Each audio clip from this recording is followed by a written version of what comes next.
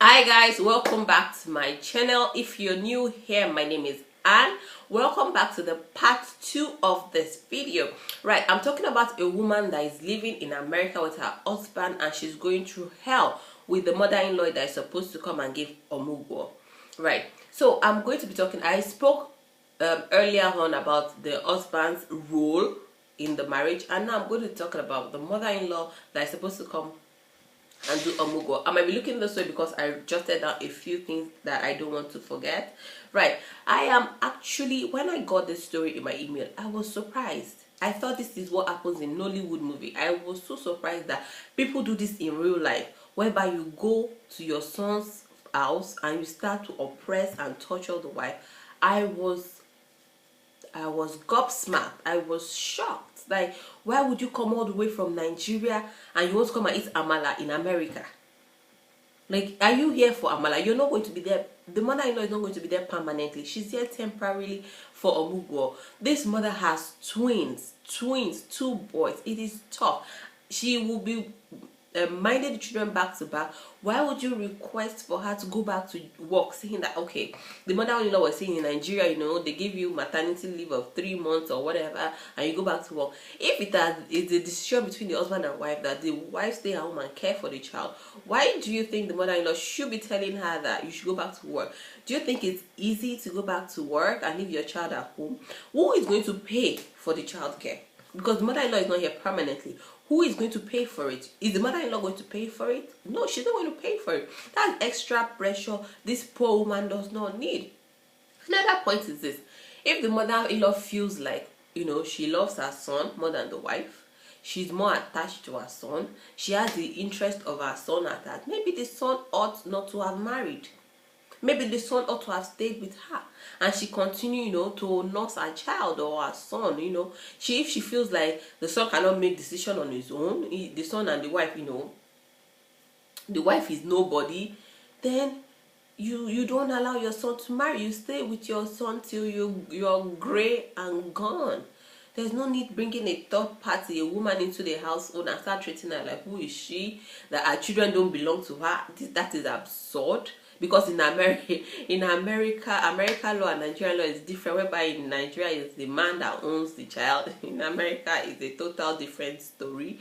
You bring her in, she's giving you grandkids and you feel suppressing, right? Like, it is ridiculous, And another point is this: the mother-in-law, would she allow another person, her own mother-in-law, if at all she's like, or her own husband's family or her own family, would she allow them to come into her household and dictate to her?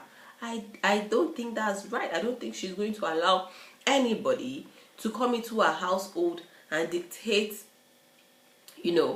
what the children is going to eat, what her husband, who is going to mind, who is going to. So if you can't take that, why can't you be kind to this woman that is part of your family? Why can't you be kind to her and show her? If I thought she's not even like the perfect wife, why, as the older woman, why can't you extend a hand of kindness and show her the ropes? She's bringing forth the new generation. Even if the way of taking care of children is different, your own generation is different, our own generation is different, respect it. She's bringing up your grandchildren. Show her what you know. If she doesn't accept force feeding, because after all, you say, you've been doing force feeding for ages in Nigeria, let her do what she wants to do. You're not going to be there permanently. You're not going to be there forever. Try and get along. I always think this is Nollywood. I never thought it is real life. Another point I want to raise is this. If your daughter calls you on the phone and explain all this situation that you're doing, if they're doing it, I'm assuming you have a daughter and someone is doing that, would you take it? Would you be happy that your daughter is going through such stress when she's supposed to be resting?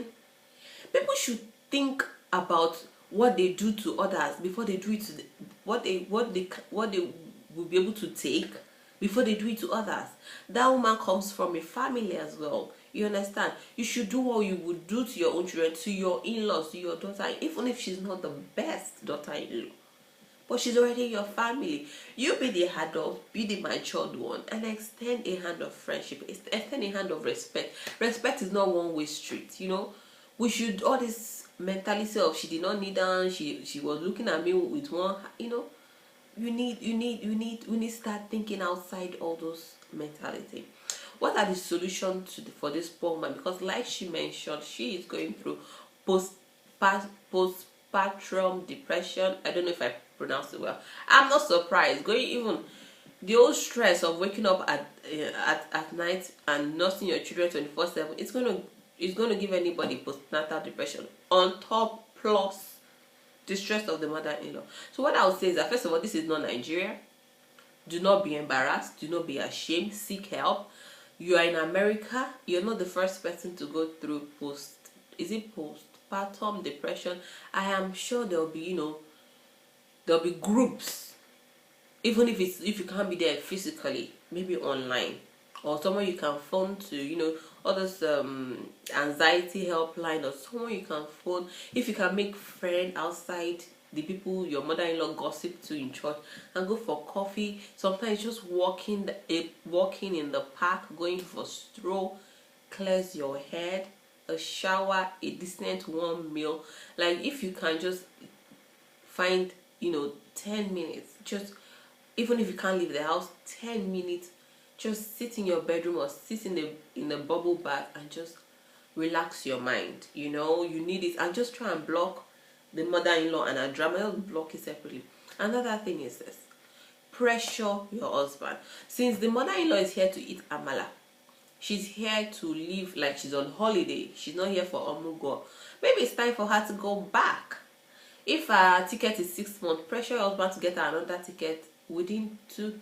Let her go back. She's adding stress to your life. Pressure him. Get her ticket and get her out of the house. Another thing is this: if you're aware that your husband family, they don't take a liking to you, you're not the best thing since sliced bread in their opinion, you need to limit their coming to stay in your house. There's distance. You're in America, they're in Africa. Okay, you don't need. If they want to come, they should go and stay in a hotel. They should go and stay. Let them know up front.